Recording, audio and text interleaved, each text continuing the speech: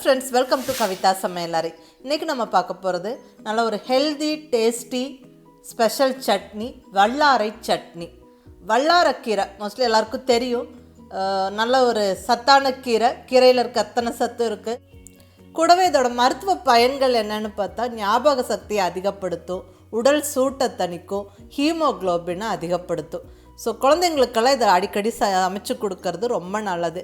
இது சூப் செய்யலாம், இல்லை பருப்போடு சேர்த்து கடையல் செய்யலாம், சட்னி செய்யலாம். சட்னி மோஸ்ட்லி எல்லோரும் செய்வாங்க. இந்த கீரை என்னென்னா நல்லா டேஸ்ட்டாக இருக்கும், பட் ஒரு சின்ன கசப்பு இருக்கும். அதனால் குழந்தைங்க இதை சாப்பிட்றதுக்கு அவாய்ட் பண்ணுவாங்க. பட் நம்ம அதை கசப்பு இல்லாமல் செய்யறதுக்கு இங்கே நல்ல டிப்ஸ் ஆட் பண்ணியிருக்கேன். ஸோ நல்ல ஒரு வல்லாரை சட்னி கசப்பு இல்லாமல் சூப்பராக டேஸ்டியாக எப்படி செய்கிறதுன்னு பார்க்கலாம் வாங்க. இப்போ இங்கே வல்லாரை கீரை சட்னி செய்யறதுக்கு தேவையான பொருட்கள் எல்லாம் எடுத்து வச்சுருக்கிறேன். அது என்னென்னு பார்த்துடலாங்க. ஃபஸ்ட்டு வல்லாரக்கீரை, நல்லா ஒரு பெரிய கட்டு வல்லாரக்கீரை நல்லா சுத்தப்படுத்தி எடுத்து வச்சுருக்கிறேன். அதாவது அந்த இலைகளை மட்டும்தான் பயன்படுத்துகிறோம். ஸோ சின்ன காம்போடு அந்த இலைகளை அப்படியே கிள்ளி எடுத்து கழுவி சுத்தப்படுத்தி வச்சுருக்கிறேன். கூடவே இங்கே நல்ல ஒரு கைப்பிடி கொத்தமல்லி இலை எடுத்துருக்கிறேன். வல்லாரையும் கொத்தமல்லியும் சேர்த்து நம்ம சட்னி வதக்கி செய்யும்போது கசப்பு இருக்காது, அந்த ஃப்ளேவரும் நல்லாயிருக்கும், நல்ல டேஸ்ட்டாகவும் இருக்கும், எல்லோரும் விரும்பியும் சாப்பிடுவாங்க. மற்ற பொருட்கள் என்னென்னு அது வதக்கிட்டே பார்த்துடலாங்க. இப்போ இங்கே ஸ்டவ்வில் கடாய் வச்சாச்சு. கடாய் சூடானதுக்கப்புறம் 1 டேபிள் ஸ்பூன் ஆயில் சேர்த்துக்கிறேன். ஆயில் கொஞ்சம் சூடாகட்டும். 1 டீஸ்பூன் உளுந்தம்பருப்பு, 1 டீஸ்பூன் கடலைப்பருப்பு சேர்த்து நல்லா அது வறுத்து விட்டுறணும். 1 பல் பூண்டு, நல்ல ஒரு பெரிய சைஸ் பூண்டு 1 பல் போதும். 1 பச்சை மிளகா, ஒரு 2 வரமிளகா. நல்லா ஒரு ஃப்ளேவர்ஃபுல்லாக இருக்கும். பச்சை மிளகாவும் வரமிளகாவும் சேர்த்து செய்யும்போது அது கூடவே நல்லா ஒரு 10-15 சின்ன வெங்காயம் நல்லா எல்லாம் சேர்த்து வதக்கி விட்டுறணும்.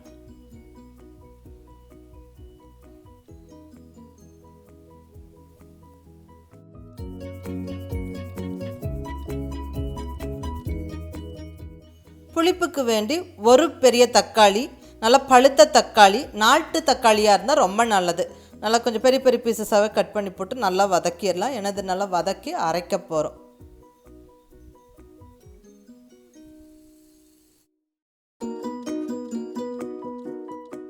தக்காளி நல்லா சாஃப்டாக வதங்கினதுக்கப்புறமா நம்ம எடுத்து வச்சுருக்கிற கொத்தமல்லி இலை, அதை நல்லா சுத்தப்படுத்தி கட் பண்ணி வச்சுருக்கிற ஒரு கையளவு கொத்தமல்லி இலை சேர்த்து விட்டுறலாம். கூடவே வல்லாரக்கீரை 1 கட்டு. நல்லா அந்த இலைகளை மட்டும் எடுத்து கழுவி சுத்தப்படுத்தி வச்சு வல்லாரக்கீரையும் சேர்த்து விட்டு நல்லா வதக்கி விட்டுறணும்.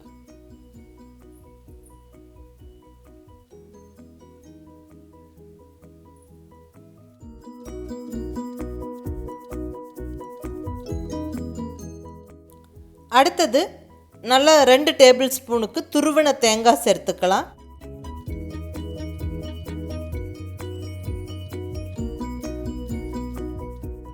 துருவன தேங்காய் சேர்த்து ஜஸ்ட் 1-2 நிமிஷம் வதக்கிட்டு ஆற விட்டுறணும்.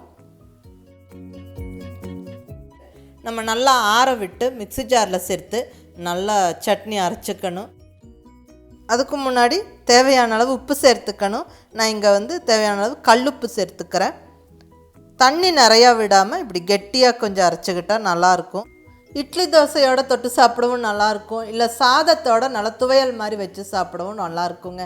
நல்லா ரச சாதம், தயிர் சாதத்தோடலாம் இந்த வல்லாரை சட்னி ரொம்ப நல்லா பொருத்தமாக இருக்கும். ஸோ நல்ல கசப்பு இல்லாமல் ரொம்ப நல்ல சுவையான வல்லாரை கீரை சட்னி ஜம்முன்னு ரெடி ஆயிடுச்சு. ஸோ கண்டிப்பாக நீங்களும் இந்த மாதிரி ட்ரை பண்ணி பாருங்கள். எப்படி இருந்துச்சுன்னு உங்கள் ஃபீட்பேக் சொல்லுங்கள். பிடிச்சிருந்தால் லைக் பண்ணி, ஷேர் பண்ணி, கமெண்ட் பண்ணுங்கள். கவிதாசmayalarai சப்ஸ்கிரைப் பண்ணி என்னோட மற்ற ரெசிபீஸும் வீடியோஸும் பாருங்கள். தேங்க்யூ.